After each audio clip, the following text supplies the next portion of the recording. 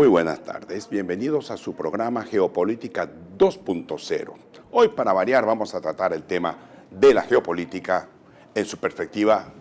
que hoy en día nos conviene, por cuanto es un poco de historia lo que vamos a recordar. Dentro de un par de días, el 9 de mayo concretamente, se van a celebrar los 70 años de haber finalizado la guerra, es decir, cuando los ejércitos soviéticos fundamentalmente lograron ingresar en Berlín, haciendo pues que el ejército alemán claudicara pues ante los soviéticos y ante un grupo de oficiales tanto norteamericanos como ingleses. Es decir, era el fin de la Segunda Guerra Mundial y el fin de la dictadura hitlerista de Adolfo Hitler, quien había sacudido las estructuras de la paz europea que se había logrado en 1918, fue sacudida por el tremendismo, el voluntarismo y la exacerbada actitud revanchista por parte del gobierno alemán conducido por el Führer, por Adolfo Hitler.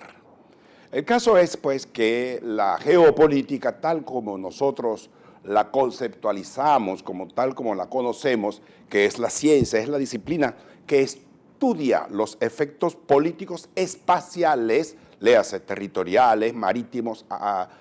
terrestres y aéreos, de un determinado conjunto de países en su empeño, pues, por mantener la hegemonía tanto de su poder o como para mantener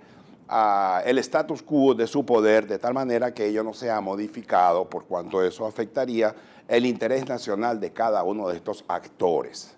Estamos hablando entonces del final de la Segunda Guerra Mundial, que dio como resultado, una cosa muy interesante que la gente no la ha prestado una mayor atención. Los ejércitos soviéticos dejaron de llamarse el Ejército Rojo para convertirse en un ejército soviético, un ejército con todas las de la ley, por cuanto atravesó toda Europa, derrotando, empezando por la ciudad de Stalingrado, en Kursk, en Leningrado, hoy en día de nuevo a San Petersburgo, en Minsk, que fueron un conjunto de batallas decisivas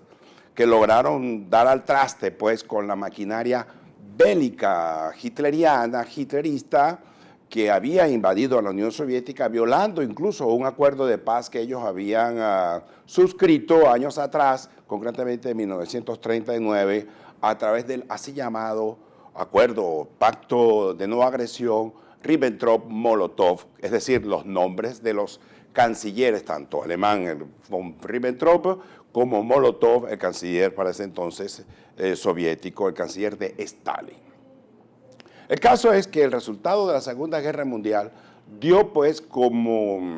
hecho que la geopolítica de la Unión Soviética aumentara en su interés por cuanto había expandido un poco más allá su preeminencia política, geoestratégica y mundial, por qué no decirlo, más allá de las fronteras naturales que la Unión Soviética tenía, justamente a raíz pues, de la construcción de ese emporio político, militar, económico, que se llamó la Unión Soviética. Es decir, 15 repúblicas federadas, 111 repúblicas autónomas, nacionalidades, no sé cuántos idiomas, pero en fin de cuentas Moscú era el elemento centralizador que dio pie pues para que la Unión Soviética surgiera como la gran potencia a raíz justamente de la Segunda Guerra Mundial, no solamente por el empoderamiento que tuvo la Unión Soviética en su estructura interna, sino que esa visión geopolítica y geoestratégica se extendió un poco más allá, alcanzando incluso a la mitad de Alemania, la que anteriormente se llamaba como República Federativa, República Democrática Alemana. La otra era la República Federativa Alemana. Esto es decir que abarcaba países como Polonia, norte del Báltico, Rumania, Bulgaria, Yugoslavia incluso, Checoslovaquia, en fin, Hungría, países que ejercieron o disfrutaron pues de una presencia soviética mediante la presencia de tropas y de tanques de este país soviéticos en esos países para mantener a raya cualquier pretensión de los enemigos que estaban surgiendo justamente a raíz de 1945 de la Unión Soviética. Recuérdese pues que Winston Churchill, quien fuera el gran primer ministro británico, sentenció en 1946-47 la famosa frase a propósito de todos estos países como Polonia, Rumanía, Bulgaria, Checoslovaquia, etcétera, etcétera, que estaban todos bajo el puño de hierro de Stalin. Irónicamente, Stalin significa en ruso hombre de hierro, pero que ese puño de hierro no era sino toda una cortina de hierro que había caído sobre un telón de acero, pues que había caído sobre esa parte de Europa. Lo simpático de esta situación es que el mundo se divide entonces en dos grandes bloques, en el bloque prosoviético, encabezado por la propia Unión Soviética, y el bloque occidental, encabezado por los Estados Unidos, aliado pues de Inglaterra o de Gran Bretaña, de Francia y otros países, que a la larga crearon el sistema, llamemos de contención del comunismo, a la violencia o a la posibilidad de que los soviéticos fuesen un poco más allá a través del famoso Organización del Tratado del Atlántico Norte, para que en el año 54 la Unión Soviética, junto con estos países, crearan también ellos una organización similar de contención a los posibles ataques de los países occidentales a través de una cosa llamada el Pacto de Varsovia, el cual incluía o expresaba de alguna manera la posibilidad de armarse automáticamente y de defenderse ante la agresión de algún Estado contra un Estado de estos llamados socialistas, léase Polonia, Bulgaria, Rumanía, Yugoslavia, etcétera, etcétera. Pero como todo en la vida no es de una manera perfecta, siempre surgieron los bemoles, siempre surgieron las malinterpretaciones, y el caso es que Yugoslavia fue el primer país que abandona ese esquema rígido y centralista de Moscú y mediante una actitud un tanto desafiante se incorpora a una especie de movimiento de no alineado, es decir, de no prestarse a las exigencias de Moscú, pero tampoco a las exigencias del bloque occidental. De tal manera, pues, que el ejército soviético tuvo una presencia en Europa en tanto y cuanto servía de garante para que la Unión Soviética no perdiese ni su influencia ni viese afectadas sus fronteras por la posibilidad de un, llamemos, proceso de intervención. Hay en la historia de estos países frente a la Unión Soviética y de la Unión Soviética frente a estos países un rosario de ejemplos históricos que ilustran de alguna manera esa relación de dependencia o esa relación de vasallaje. Léase en el año 56, a raíz, por cierto, luego de la denuncia de los crímenes de Stalin, Khrushchev inexplicablemente o bien explicablemente introduce una variante de invadir a Hungría por cuanto el conjunto de reformas que se estaban llevando a cabo en la Hungría no eran de todo del agrado de los soviéticos y el reflejo condicionado era que cualquier posibilidad de un socialismo, léase democrático, reformista, incluyente, tolerante, eso automáticamente era concebido como una expresión de fascismo y que colocaba a la Unión Soviética en una situación de inminente peligro, razón por la cual evidentemente los soviéticos entonces actuaron según sus reflejos condicionados e intervinieron colocando a Hungría en una situación catastrófica. Lo mismo ocurrió con algunos momentos, no con la misma magnitud, pero en Polonia. Más sin embargo, en el año 68, en agosto de 1968, ese ejército soviético,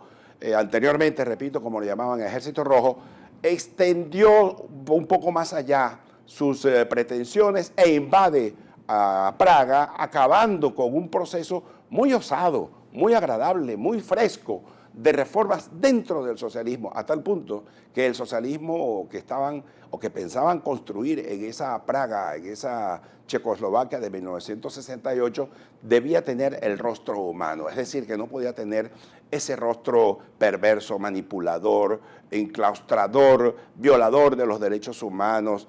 conculcador de las libertades democráticas del individuo, por cuanto los soviéticos consideraban pues que la democracia burguesa, tal como se entiende con ese apellido, era una demostración de debilidad que podría tener el comunismo frente al capitalismo. No se podía creer en la democracia, razón por la cual los países totalitarios, autoritarios, comunistoides, abrazan automáticamente esa visión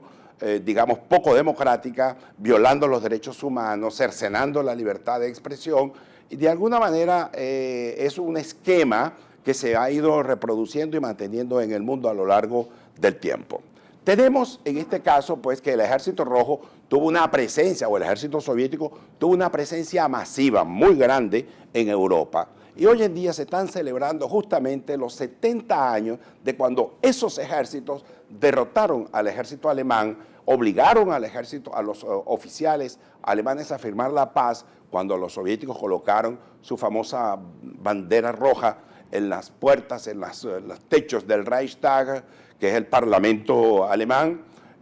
una vez que se enteraron pues que Hitler se había suicidado y se había mandado a quemar junto con su esposa Eva Braun, de tal manera pues que el ejército soviético adquirió, más allá de ser un mecanismo empleado por el gobierno totalitario soviético como un instrumento represivo, pero también hay que decir la verdad que ese fue el ejército que colgó sobre sus hombros todo un sacrificio llevando las banderas digamos, liberadoras del fascismo, del nazismo, fascismo ítalo-alemán en Europa, de tal manera pues que obligaron a estos países y a estos líderes alemanes a firmar la paz una vez que su gran Führer, es decir, Hitler, se suicidó y se mandó a asesinar, a quemar con su esposa Eva Braun, como dijimos anteriormente. ¿Qué significa todo esto? Que se están cumpliendo 70 años de cuando el ejército soviético logró traspasar sus propias fronteras naturales y llegar incluso al mero centro de la capital de Berlín, colocando, repito, la bandera roja en el Reichstag, obligando a esos ejércitos a doblegarse frente a su poderío y frente al poderío norteamericano e inglés y, por qué no, también francés en menor medida. El ejército soviético adquirió un prestigio y un nombre a nivel mundial, colocándose pues como uno de los ejércitos más poderosos y de mayor proyección a nivel internacional. Hoy en día se están cumpliendo 70 años, repito, de cuando ese ejército logra ingresar a Alemania. ¿Y qué es lo que está ocurriendo hoy desde el punto de vista de la geopolítica y del estudio geoestratégico e histórico de esa realidad? Que el mundo occidental pretende eludir la historia y pretende evitar que se comente y se hable de ese triunfo, por cuanto sirve de alguna manera como esquema para frenar a hoy en día al Putin, que ha decidido abiertamente retar a Occidente y hacer respetar y hacer valer pues su presencia en esa buena parte de Europa, particularmente en la antigua Ucrania, a la cual pertenecía o era miembro de la Unión Soviética, y la recuperación de Crimea, la península de Crimea, donde estaba sentada las bases navales nucleares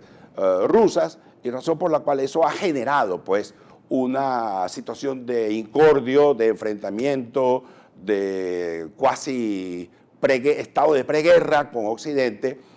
Incluso podemos decir que ese Occidente ha decidido utilizar un conjunto de sanciones económicas y financieras contra Moscú y contra algunos de sus funcionarios,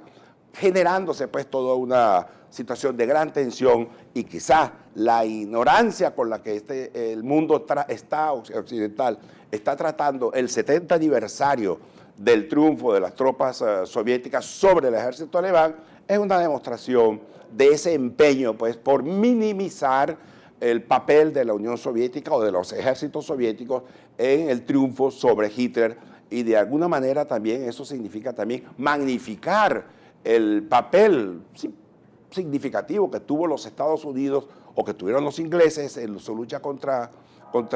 Alemania, contra los ejércitos de Hitler, más sin embargo, desde el punto de vista de las matemáticas, los soviéticos fueron los que tuvieron el mayor peso en cuanto a números de hombres que participaron, en cuanto a los números de víctimas, en cuanto al número de muertos, de heridos, de tierras destrozadas, frente a unos Estados Unidos que prácticamente no hicieron sino un acto de presencia en los últimos meses del conflicto. Claro, desde el punto de vista hollywoodense, los Estados Unidos tienen una presencia y tienen ¿cómo me explico?, un significado más que todo hollywoodense, diría yo, pero desde el punto de vista militar creo que frente a los soviéticos es poco o es menor, al igual que junto con los ingleses es mucho menor de estos dos frente al papel desempeñado por los ejércitos soviéticos que hoy, repito, están celebrando sus 70 años y con sobrada razón. El presidente venezolano, por cierto, acaba de irse hasta allá, hasta Moscú, para participar en los actos festivos de los 70 años que han sido invisibilizados por la prensa occidental. Hasta ahora no hemos visto nada distinto de lo que en estos últimos meses ha desarrollado la industria mediática occidental para ignorar a la Rusia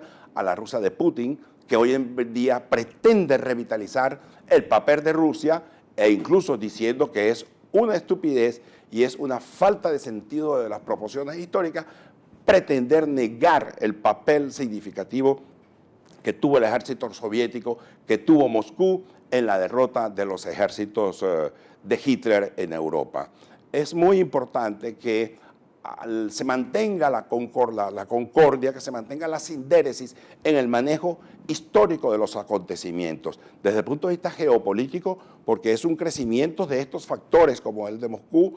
hoy en día, pero también es muy importante ponderar que ese ejército o esos ejércitos tuvieron un papel muy destacado, muy significativo, y querer o pretender negarle su significación, su importancia, no es bueno, por cuanto eso lo que hace es alejar aún más a los factores que están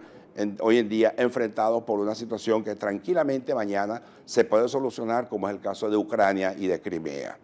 Valga la acotación, valga el llamado de atención, que la historia hay que respetarla, no hay que cambiarla según los deseos de unos determinados actores. Las cosas que ocurrieron, ocurrieron y así hay que contarlas, hay que narrarlas, ni exagerarlas, ni disminuirlas, por cuanto, lejos de contribuir al fortalecimiento del concepto verdad histórica, lo que hacemos es encerrarnos en una madeja obscura, compleja, telarañica de mentiras que, lejos de contribuir con la verdad, lo que hace es encerrarnos y hundirnos más en la mentira, de la cual es muy difícil salir. Son 70 años que está cumpliendo la victoria, pues que se está cumpliendo con la victoria por parte de los ejércitos soviéticos que tomaron Berlín, y personalmente creemos que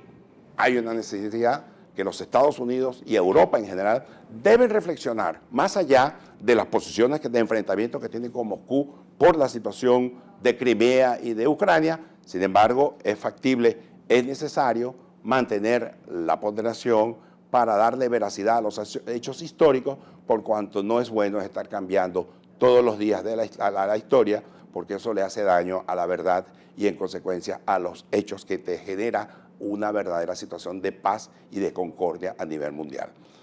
Bueno, queridos amigos, muchas gracias por su atención prestada y nos vamos a ver en la próxima Geopolítica 2.0 la otra semana. Hasta una próxima oportunidad y muchas gracias.